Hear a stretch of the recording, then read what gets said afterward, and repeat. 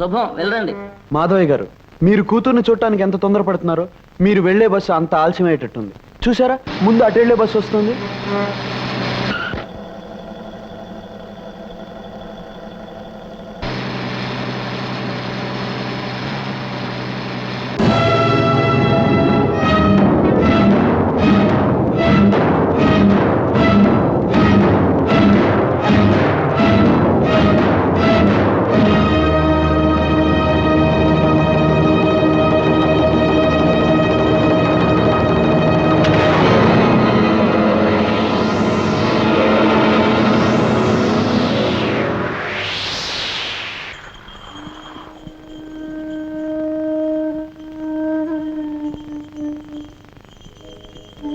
అల్లరి చేసే సత్యవతి పండంటి బిడ్డను కంటానికి మా ఊరు వచ్చేటప్పుడు నాకు తెలియజేయాలి.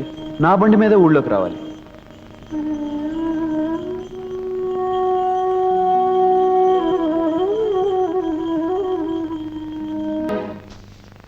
ఏమి అబద్ధాల సత్యవతి, కుదురుగా కొంపలో పడుండక లక్ష్మి దగ్గరకు వచ్చి పెళ్లి నా చేతులతో చేస్తాను అనే కూతలు కూస్తూ ఛాలెంజ్లు చేస్తున్నావేమిటి?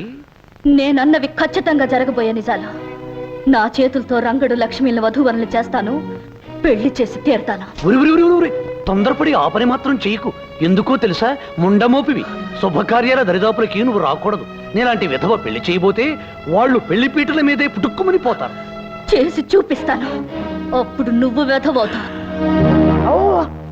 అడిగి చెప్పుతో కొట్టించుకున్నట్టు అయింది బాబు. శాస్త్రి, నాకేదో భయంగా ఉంది. ఈ బలవంతరావు నీ పక్కనుండగా నీకు భయం ఎందుకే నా చెమ్మ చెక్క? అది కాదు బలవంతం, మొన్న నాకు వాంతులు కూడా అయ్యాయి. కొంపదీసి తల్లి అయిననుకో. వాంతులకు తల్లి ఇవ్వటానికి లింకు పెట్టుకోక నిన్న నాకు అయ్యాయి 4 వాంతులు. అంత మాత్రాన తల్లి నవ్వుతానా? ఏదో ఆయిల్ ఎక్కువై 4 పెసరట్టు తిన్నాను అంతే, కడుపులో గులాం అయిపోయింది. అటువంటి ఏమి మనసులో పెట్టుకోవద్దు. చూడు మగడ, ఆ లక్ష్మి పీడ వదిలించుకున్నాక నీ మెళ్ళు 3 ముళ్ళు వేస్తాను. అంతవరకు దిగులు పడకు. అయ్యా, ఇక్కడ 3 ముళ్ళు అంటున్నారు, మరి అక్కడ ఆమెకు?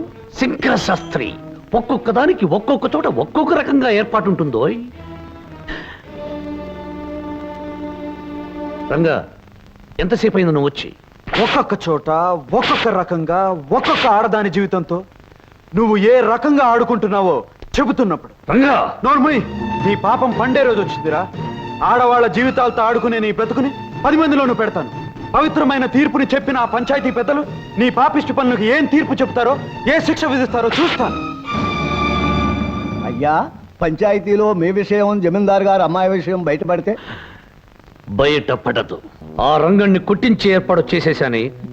వాడు వాడి బోడి బండి నా లెక్క ప్రకారం ఈ పాటికి ముక్కలవ్వాలి. వాడు లేవలేని స్థితిలో మంచం పట్టుంటాడు.